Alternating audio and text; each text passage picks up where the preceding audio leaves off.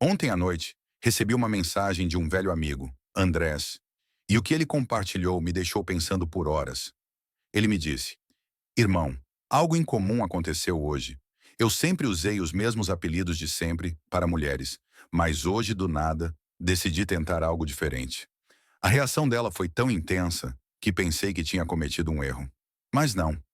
Ela se aproximou, olhou para mim de forma diferente e me disse que ninguém nunca a tinha chamado assim antes. Tudo mudou naquele momento. Isso me fez pensar: como uma única palavra pode mudar a maneira como uma mulher olha para você, sente você e reage a você, mesmo quando ela não consegue explicar o porquê? E se os apelidos que você sempre usou estiverem silenciosamente sabotando sua presença, sem que você perceba? Neste vídeo, você aprenderá por que apelidos comuns costumam criar indiferença emocional e por que há uma palavra em particular que desencadeia uma atração crua e visceral que não pode ser fingida. Isso não é mágica, é biologia, é poder. E se você está pronto para deixar de ser invisível, este vídeo pode ser um ponto de virada na sua maneira de se expressar. Porque às vezes uma palavra dita no momento certo pode mudar tudo. No mundo de hoje, chamar uma mulher de querida se tornou tão automático quanto deixar uma mensagem no celular. Oi, querida. Como vai, minha princesa? Sinto sua falta, querida. Você já ouviu todos eles.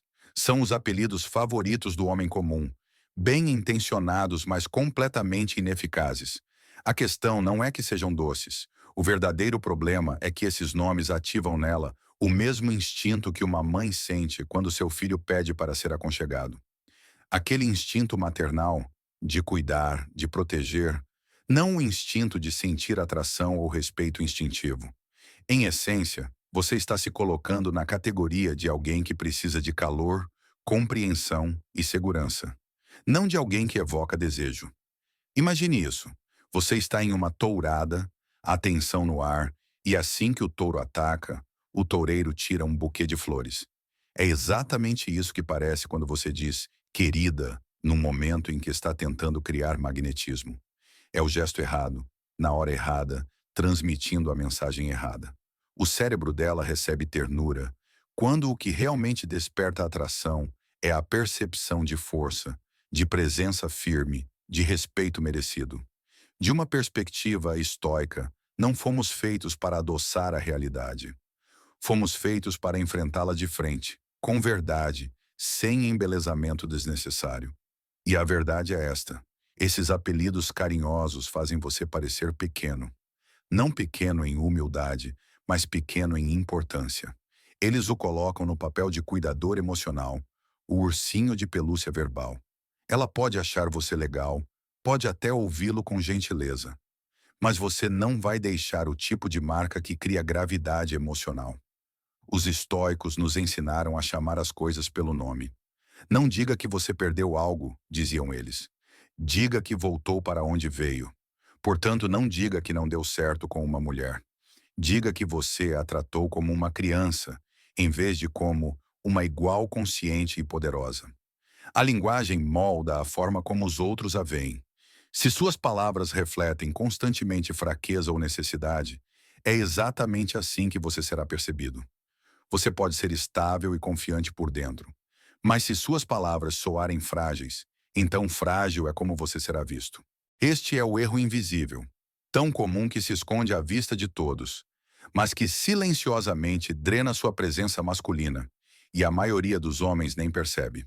Na década de 1960, o neurocientista Paul MacLean propôs uma teoria revolucionária sobre o comportamento humano. Seu modelo, a teoria do cérebro trino, sugere que o cérebro humano é construído em três camadas evolutivas que coexistem. Essas camadas não operam independentemente. Elas se sobrepõem e estão constantemente lutando pelo controle sobre como nos sentimos, reagimos e decidimos. O neocórtex é a parte mais nova, ligada à lógica, à análise e à linguagem.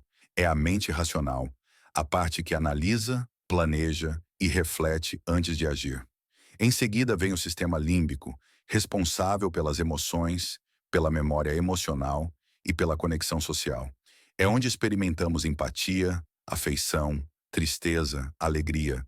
Ele dá profundidade emocional aos nossos relacionamentos. E bem abaixo disso está o cérebro reptiliano, a parte mais antiga da nossa mente. É responsável por instintos primitivos, como sobrevivência, reprodução, dominância e território. Ele não pensa, ele não racionaliza, ele simplesmente reage. Você já sentiu seu corpo ficar tenso diante de um perigo antes mesmo de entendê-lo completamente? Isso não é reflexão. É o seu cérebro reptiliano assumindo o controle. E o mais fascinante é que, embora não raciocine, ele reage instantânea e poderosamente a certos gatilhos, muito mais rápido do que a lógica jamais conseguiria. É aqui que a linguagem se torna crucial. Palavras que sugerem força, domínio, poder ou perigo podem ignorar a mente racional e ir direto para o cérebro reptiliano. São gatilhos biológicos. E quando esse sistema é ativado, ele assume o controle. O que você diz, como diz e quando diz pode significar a diferença entre ser visto como esquecível ou como alguém que exige respeito imediato. Imagine conhecer uma mulher e, em vez de chamá-la de querida, você diz com uma voz calma e equilibrada: há algo selvagem em seus olhos. Você não disse nada rude ou inapropriado, mas a palavra selvagem carrega energia primitiva. Ela evoca perigo, força, algo indomável. Seu cérebro reptiliano ouve isso e se acende. Por que isso funciona? Porque esse cérebro primitivo não reconhece polidez. Ele detecta poder, presença e hierarquia. Ele sabe se você é alguém que pode representar uma ameaça ou alguém a ser ignorado. E sim, as mulheres, como todos os humanos, são programadas com esse sistema desde o nascimento. A sociedade pode evoluir, mas essa parte ancestral do cérebro nunca desaparece. E quando você a ativa, o efeito é primordial. É por isso que alguns homens entram em uma sala e, sem dizer muito, chamam a atenção. Não é carisma, é neurociência. É psicologia evolucionista em movimento. E o princípio estoico aqui é claro: conheça a si mesmo. Isso inclui entender sua biologia. Por trás de toda a fala refinada e apelidos carinhosos, existem forças ancestrais comandando o espetáculo.